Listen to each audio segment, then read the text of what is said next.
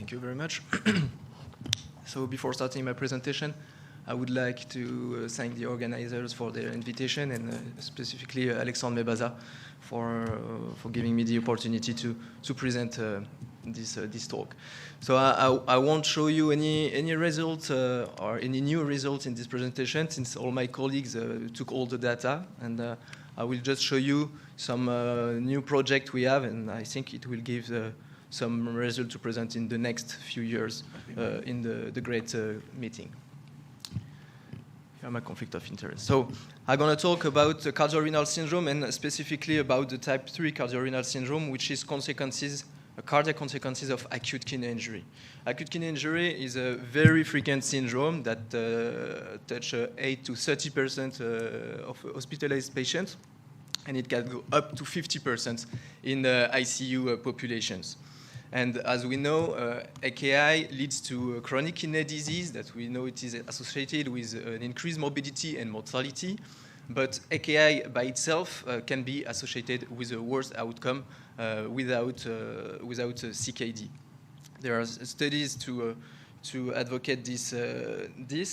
There is this cohort study where the authors matched more than 30,000 patients with AKI during hospitalization to more than 150,000 patients without AKI, and they followed the patient for 1 year after hospital discharge. And what they showed is that acute kidney injury was associated with a 40% increased risk of developing heart failure in the year after hospital discharge. So there is a real link between acute kidney injury and heart failure.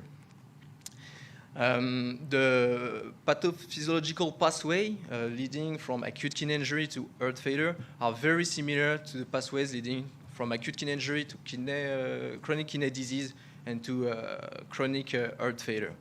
We can see systemic inflammation, immune cell infiltration, renin-angiotensin-aldosterone system activation, sympathetic nervous system. All this system seems to be involved in the development of heart failure after acute kidney injury. And this has been very nicely summarized in a recent review published last year in New England Journal of Medicine by Mathieu Legrand and Patrick Rossignol, where they summarized all the pathways potentially involved in cardiovascular consequences of acute kidney injury. They highlight the role of galectin-3, already pointed by Louis. I won't come back on this. And they, of course, highlight the role of renin-angiotensin-aldosterone system. And I will talk a bit more about this as a potential target to improve outcome after acute kidney injury. There are a few studies advocating the blockage of this system after acute kidney injury. These studies from Etienne Gaia, published in 2018 in Intensive Care Medicine, from the FROG ICU cohort. I won't detail the FROG ICU cohort. You already saw many of the paper from this cohort. And so he looked at the patients discharged alive from the ICU who had an AKI during hospitalization. And they compare patients treated with ACE inhibitor or ARB at discharge with patients without blockage of renin-angiotensin-aldosterone system at discharge.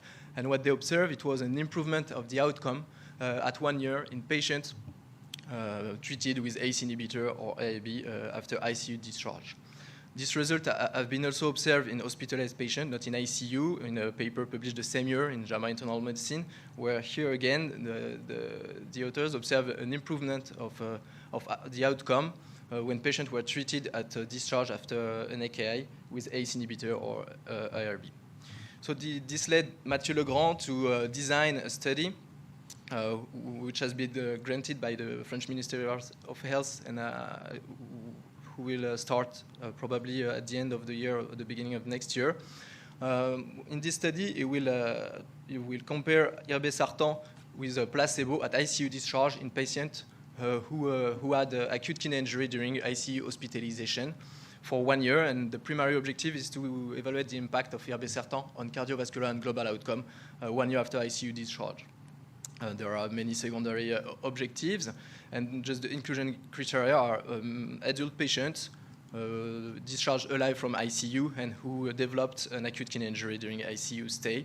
Of course, exclusion criteria, it's patients who who were already treated with ACE inhibitor or ARB before ICU admission, or who have a strongly recommended, in which ACE inhibitor or ARB are strongly recommended according to international guidelines. The primary endpoint will be MACE, Major Adverse Cardiovascular Events, which is a composite outcome, including all cause of mortality and all unscheduled hospital readmission for cardiovascular events during the year following ACU discharge. And in the secondary endpoint, it's mostly a kidney outcome and safety outcome. The last treatment I would like to talk about, it seems very interesting when we talk about cardio protection after acute kidney injury, is SGLT2 inhibitors. SGLT2 inhibitors, by decreasing glucose and sodium reabsorption, decrease intraglomerular pressure, decrease intrarenal renin-aldosterone angiotensin system activation, decrease hyperfiltration and inflammation in the kidney. And by this, it decreases volemia, arterial stiffness, and therefore it improves cardiac performances by decreasing cardiac preload, afterload, and decreasing cardiac wall stress.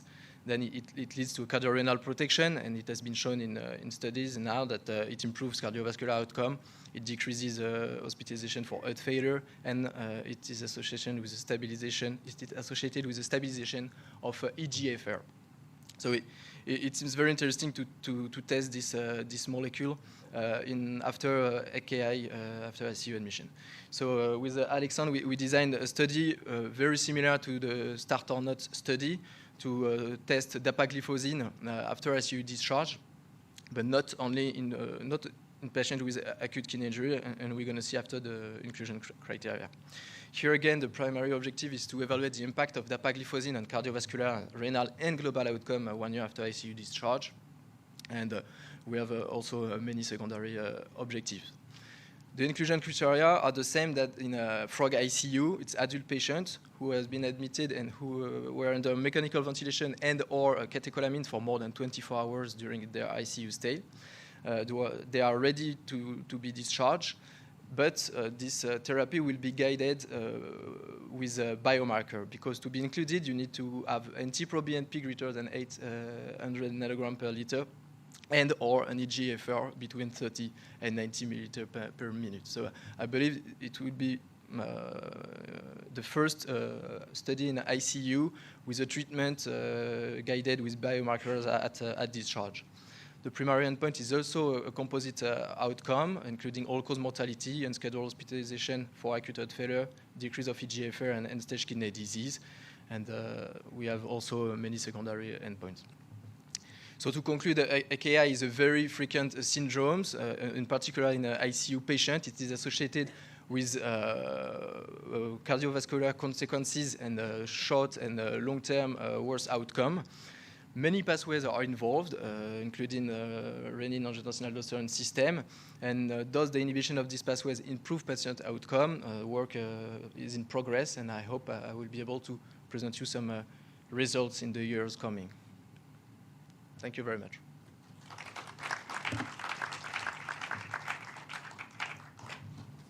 Some question from the audience?